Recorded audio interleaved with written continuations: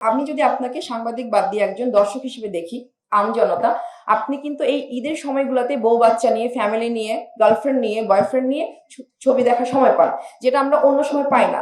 যখন আপনি টিকিট কেটে ফেলবেন, পপকর্নের টাকা নিয়ে ফেলবেন, আপনি এক সিনেমা না পেলে আরেকটা সিনেমায় যাবেন, রাইট?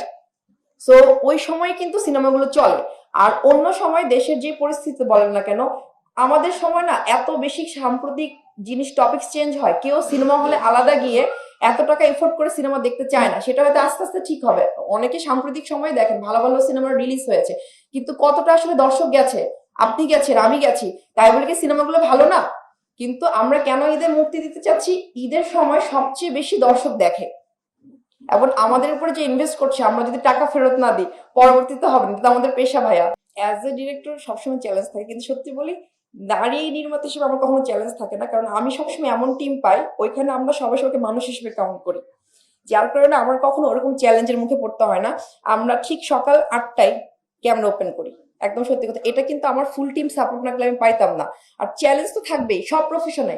মানে আমরা নারী নির্মাতা, নারী সাংবাদিক, নারী চিকিৎসক এটা আলাদা করি, এটা নর্মাল ম্যাসের জন্য, কিন্তু আসলে কিন্তু তা না, সবার চ্যালেঞ্জ থাকে। কিন্তু ওরকম আলাদা করে আমি বানায় বানায় বলবো না যে আমাকে এই করেছে ওই করেছে, একটা মিথ্যা বলা হবে। আমি আল্লাহর রহমতে অন্যরকম চ্যালেঞ্জের মুখোমুখি হইনি, কখনো হইনি। আমার কাজ হচ্ছে কাজ করে, আমি কাজই করে যাচ্ছি।